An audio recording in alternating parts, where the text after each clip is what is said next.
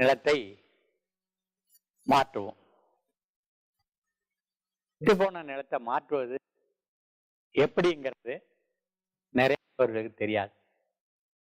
நிறைய உழவர்களுக்கு சொல்றாங்க, எங்க அப்பா காலத்துல இயற்கை விவசாயம் நல்லா இருந்தது, இப்ப தொடர்ந்து 40 வருடமா ரசாயனங்களை கொட்டிக்கிட்டே வந்திருக்கிறோம்.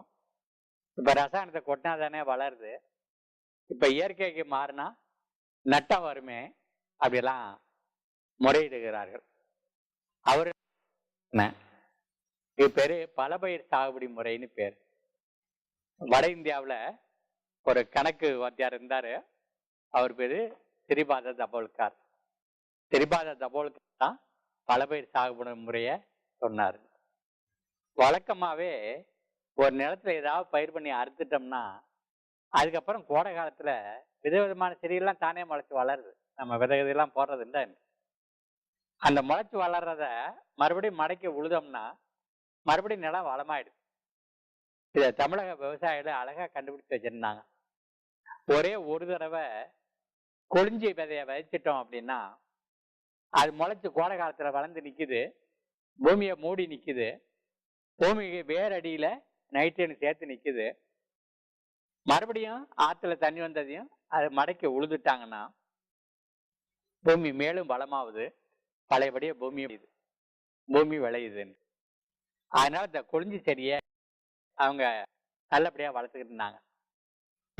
பின்னாடி பார்த்தாங்க, வளர்றது மெதுவா வளருது, கொஞ்சம் ஆனா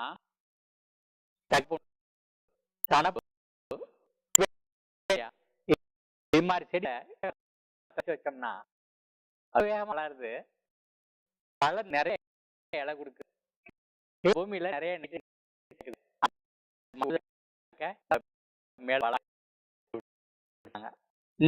கூட நிறைய இருக்கிறாங்க. ரெண்டு புயலுக்கு இடையில தக்க புண்டு அந்த சனப்பை வளர்ந்து மறுபடியும் மடக்கி உழுதுறது பூமி வளமாகுது. ஆனா 40 ஆண்டுகளா நீங்க ரசாயனத்தை கொட்டி எடுத்து வச்சிருக்கிற பூமியை மாத்தணும்னா பல பயிர் சாகுபடிக்கு போகணும் அப்படின்னு சொல்லி ஸ்ரீபாத தபோல்கர் சொன்னார். என்ன செய்யணும் அப்படின்னா 4 தானியங்கள், 4 பருப்புகள், 4 எண்ணெய் வித்துக்கள், 4 வாசனை பொருள்கள், 4 உரச்செடிகள், 20 விதைகளை ஏக்கருக்கு 20லேருந்து 25 கிலோ கலந்து அதை பூமியில விதைச்சிட்டீங்க அப்படின்னா 25 வகையான தாவரங்கள் இந்த செடியில நிலத்துல வளரும். ஒவ்வொரு இலையும் இன்னொரு இலையிலேருந்து வித்தியாசமா இருக்கு, அது ருசியால வித்தியாசமா இருக்குது. அப்படியானா ஒன்னொன்னுல இருக்கிற ரசாயனம் வித்தியாசமா இருக்குது. அப்போ 20 வகையான தாவரங்களை நம்ம மடக்கி உழுது அந்த பூமியை மேலும் வளமாக்கிட்டோம் அப்படின்னா 6 மாதத்துக்குள்ள 50 வருஷமா கெடுத்திருந்த நிலத்தை நம்மளால மாற்ற முடியும். மறுபடியும் புரியறதுக்காக சொல்லிடுறேன். 4 தானியம்னா சோளம், கம்பு, கேழ்வரகு, தெனை, சாமை, இதுல ஏதோ ஒரு 4 எடுத்துக்கிறது. அப்புறம் 4 பருப்பு அப்படின்னா பாசிப்பயிறு, உளுந்து, தட்டைப்பயிறு, கொள்ளு, துவரை, அவரை, மொச்சை, ஏதாவது ஒரு 4 எடுத்துக்கிறது. 4 வாசனை பொருள் அப்படின்னாக்க, 4 எண்ணெய் வித்துக்கள் அப்படின்னாக்க நிலக்கடலை, ஆமணக்கு, சூரியகாந்தி, சோயா மொச்சை, எள்ளு, ஏதோ ஒரு 4 எடுத்துக்கிறது. 4 வாசனை பொருள் அப்படின்னா நம்ம சமையல் அறையில அஞ்சரை பெட்டியில இருக்கக்கூடிய பொருள்கள், கடுகு, சோம்பு, வெந்தயம், மல்லி, இந்த 4 தான் முளைக்குது. 4 எடுத்துக்கிறது. 4 உரச்செடிகள் சொன்னா தக்க பூண்டு, சனப்பு, கொழிஞ்சி, அவுரி, அகத்தி, செம்ப, நரிப்பயிறு, ஏதோ ஒரு 4 எடுத்துக்கிறது. 20 விதைகள், சின்ன சின்ன விதைகளை தனியா பிரிச்சு வச்சுக்கணும். கடுகு மாதிரி வெந்தயம் மாதிரி இருக்கிறத 200 கிராம் 100 கிராம் தனியா எடுத்து வச்சுக்கணும். சோளம் மாதிரி பருவதை உள்ள விதைகளை, நிலக்கடலை மாதிரி ஆமணக்கு மாதிரி இருக்கிறதுகளை 2 கிலோ 3 கிலோ அளவுக்கு எடுத்துக்கணும். நடுத்தரமா இருக்கிற மற்ற விதைகளை ஒன்னா சேர்த்துக்கணும். இது மாதிரி 3 வகையா பிரிச்சுக்கிட்டு நிலத்துல விதைச்சோம்னா விதை பரவலா விழுந்திருக்கும். செடி கொடிகள் எட்டி எட்டி முளைச்சு வளரும். இவைகள் வளரும் போது என்ன பண்ணோம் அப்படின்னா, நம்ம சூரியன்ல வர்ற அந்த சக்தியை பயன்படுத்தி, பூமியில இருக்கிற ஈரத்தை பயன்படுத்தி அவைகள் நிறைய தாவரங்களை உண்டு பண்ணும். இதை மடக்கி உழுவணும்.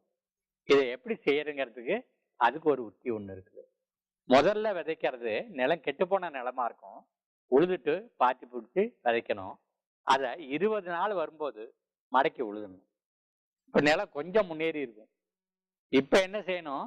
மறுபடியும் விதைக்கணும் அதே மாதிரி. இப்ப 40 நாள் தாண்டும் போது மறுதடவையும் ஒரு மடக்கி உழுவணும். இப்ப நிலம் மேலும் முன்னேறி இருக்கும். இப்ப விதைக்கணும். இப்ப விதைக்கிறது ரொம்ப ஆரோக்கியமா வளரும்.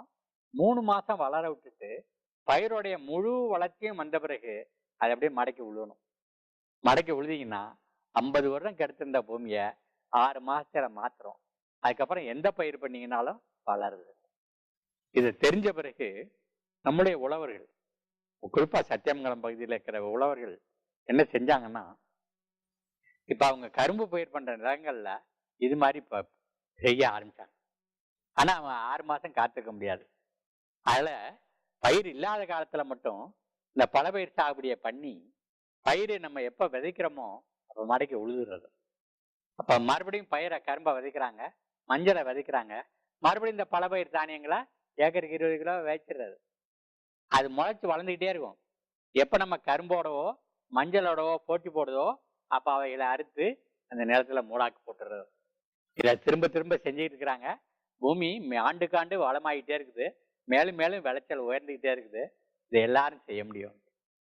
இதே இந்த பலபயிர் சாகுபடி முறைய ஆந்திராவில் இருந்த விவசாயிகள் மிகச்சிறப்பா கையாண்டுக்கிறாங்க. அங்க டெக்கான் டெவலப்மெண்ட் சொசைட்டின்னு ஒரு சமூக சேவை சங்கம் அந்த மக்களுக்கு சேவை செய்வதற்காக போச்சு. அங்க அந்த தலித் மக்கள் என்ன பண்ணாங்கன்னா, நிலங்களை சும்மா போட்டுட்டு கூலி வேலைக்கு போயிட்டு இருந்தாங்க. மக்கள் எங்க பார்த்தாலும் நோயில இருந்தாங்க. இவங்க கேட்டாங்க, ஏன் நோயில இருக்கீங்க அப்படின்னு கேட்டாங்க. நோய் வருது அப்படின்னு சொன்னாங்க. 20 வருஷத்துக்கு முன்னாடி நோய் இருந்ததான்னு. இல்லன்னு. 20 வருஷத்துக்கு முன்னாடி யாரு தின்னீங்க? சோளம், வரகு, கேழ்வரகு, கம்பு, குதிரைவாளி இதெல்லாம் சாப்பிட்டோம் அப்படின்னு சொன்னாங்க. இப்ப எதை சாப்பிட்றீங்கன்னு? ரேஷன் கடை அரிசி, கோதுமை, ஏன் அதுக்கு மாறணும் அப்படின்னு கேட்டாங்க. என்ன செய்யறது? அந்த அரிசி கோதுமைன்னா சமைக்கிற நேரம் ரொம்ப குறைச்சலா இருக்கு. வேலை கிழக்கு போயிட்டு களைச்சு போன நேரத்துல அந்த உலைய கூட்டி இதை போட்டு அது பாட்டுக்கு வெந்துக்கிட்டு இருக்குது. குழம்பு வச்சுட்டாக்க சாப்பாடு ரெடி ஆயிடுச்சு.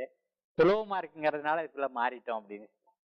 அப்ப இந்த களப்பணியாளரா போன அவர் கேட்டார், அவரு சுலபமா இருக்குங்கிறதுக்காக நோயோட இருக்க போறோமா, இல்ல கடினங்கிறதுனால நோய் இல்லாம வாழ போறோமா அப்படின்னு கேட்டாங்க. நோய் இல்லாம வாழதான் விரும்புறோம். ஆனா இப்ப அந்த விதைகள்லாம் எங்க இருக்குன்னு கேட்டாங்க. அதை பத்தி கவலைப்படாதீங்க, ஆளுக்கு 10 ரூபா கொடுங்க, எல்லா பணத்தையும் ஒண்ணு சேர்த்துருவோம், அதுக்கு சம அளவு நானும் பணம் கொடுக்குறேன். எங்க இருந்தாலும் எங்கெல்லாம் சர்க்காரோடைய ஜீப்பு போகலையோ அங்கெல்லாம் இந்த விதைகள் இருக்கு, அதை கொண்டுட்டு நம்ம பயிர் பண்ணுவோம்னாங்க. அந்த தானியங்களை கொண்டுட்டு இப்ப அவங்க பயிர் பண்றாங்க. எப்படி பயிர் பண்றாங்கன்னா, 1 ஏக்கர் நிலமா இருந்தாலும் சரி, அதுல இருந்து 10ல இருந்து 12 தானியங்களை அவங்க பயிர் பண்றாங்க. சோளத்திலேயே 4 வகை போட்டிருப்பாங்க, பாசிப்பயிர்ல 4 வகை போட்டிருப்பாங்க. ஏன் அப்படின்னா, இந்த ஆண்டு வறட்சி அதிகமாயிடுச்சுன்னு வச்சுங்க, அப்போ தண்ணி தேவைப்படுற செடி செத்து போயிடும். ஆனா வறட்சியில வளர்றது விளைஞ்சிரும். இந்த தடவை வெள்ளம் அதிகமாயிடுச்சு அப்படின்னாக்க, அப்போ இந்த காத்தோட்டம் இல்லாத இடத்துல வளர முடியாத செடிகள் செத்து போயிடும். ஆனா அங்கதான் 4 வகை இருக்குதே, எப்படியா இருந்தாலும் விளைஞ்சிரும். அதனால 10-12 பயிர்ல இருந்து 20 வகையான பயிர்கள் வரலாம் அவங்க சாகுபடி பண்றாங்க. பெரும் மழையை நம்பி விளையுது. அரசாங்கத்தோடைய தண்ணி கிடையாது, மின்சாரம் கிடையாது, அவருடைய பேங்க் வசதி கிடையாது, அவங்களுடைய மானியம் கிடையாது. மக்கள் தாங்களே உணவை உற்பத்தி பண்ணிக்கிறாங்க. நெல்லுக்கு தேவைப்படுறதுல 10 பங்கு ஈரம் இருந்தால் அந்த பயிரெல்லாம் விளைஞ்சிடுது. அவங்க ஒவ்வொரு ஆண்டும் மிக திரட்சியா வர கருதை எடுத்து வச்சு விதையை மேம்படுத்திக்கிட்டே இருக்கிறாங்க. நம்ம இந்தியாவுக்கு உணவுக்கு உத்தரவாதம் வேணும்னா இதான் கடைபிடிக்க வேணுங்கிறதுக்கு முன்னுதாரணமா போயிட்டு இருக்கிறாங்க. அதனால பலதானிய சாகுபடி முறையை நம்ம எப்படியும் பயன்படுத்தலாம். கெட்டுப்போன நிலத்தை மாத்தாத்துக்கும் பயன்படுத்தலாம். மறுபடியும் விதைச்சிட்டு வேணுங்கிற செடியை விட்டுட்டு வேண்டாத செடியை கலைந்து அங்கே மூடாக்கா போட்டுக்கிட்டீங்கன்னாக்கா மறுபடியும் நம்ம பூமி வளர்ந்துரும், நம்முடைய விளைச்சல் அதிகமாயிடும், விவசாயிக்கு ஒரு நிலைத்த வாழ்க்கை கைகூடும். நன்றி, வணக்கம்.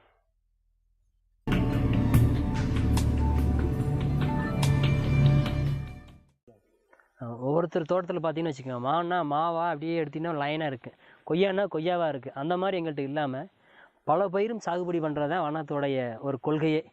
அது வந்து பல பயிர் பண்ணும்போது என்ன ஆகுதுன்னு வச்சுக்கோங்க, நோய் எதிர்ப்பு சக்தி அதிகமாக இருக்குது. ஒரு இடத்துல வந்து ஒரு சத்து வந்து எல்லாரும் சமச்சீராக இருக்கும் போல் எல்லாம் கலந்து பயிர் நடும் போல் எல்லாமே கலந்து எடுத்துக்க. ஒரு பயிராக பண்ணும் போல் என்ன பண்ணுவார், இப்போ 4 பேர் நம்ம உட்காரன்னு வச்சுக்கோங்க ஒரு இடத்துல, ஒருத்தருக்கு இனிப்பு பிடிக்கும், ஒருத்தருக்கு புளிப்பு பிடிக்கும், ஒருத்தருக்கு காரம் பிடிக்கும். அதனால் அந்த இனிப்பு பிடிக்கிறது மட்டும் திங்கிறது மட்டும் கொண்டு வச்சிட்டோம்னா அந்த இடத்துல இனிப்பு உண்டான சத்தியே எதுவுமே இல்லாமல் போயிடும். ஆனால் எல்லா பேரும் சாப்பிட்றவங்க சமமாக இருந்து உட்காந்து சாப்பிட்டோம்னா அந்த இடத்துல எல்லா சத்தையும் நம்ம தேவைப்பட்ட சத்து அனைத்தையும் எடுத்துக்கிட்டே இருப்போம். மேற்கொண்டு இதில் என்ன எடுக்கிறோமோ இது வேஸ்ட் ஆகிறத திருப்பி இந்த இதெல்லாம் எடுத்து நாங்கள் இந்த மாதிரி மூடாக்கே கொடுத்துக்கிட்டு இருப்போம். அப்போ நம்ம என்ன எடுக்கிறோமோ அது திருப்பி அந்த சத்துக்கு கீழே நம்ம நிலத்துக்கு வந்துடுது. அதனால நம்ம இடத்துல வந்து சத்து குறைபாடு ஒன்றும் வரவே வராது. இதில் உள்ள நாங்கள் தக்கப்பூண்டு, சனப்பு இதெல்லாம் நம்ம அடிக்கடி பயிர் பண்ணிக்கிட்டு இருக்கோம். இதெல்லாம் காற்றில் உள்ள நைட்ரேஷன் எடுத்து நிலத்தில் சேர்க்கறது.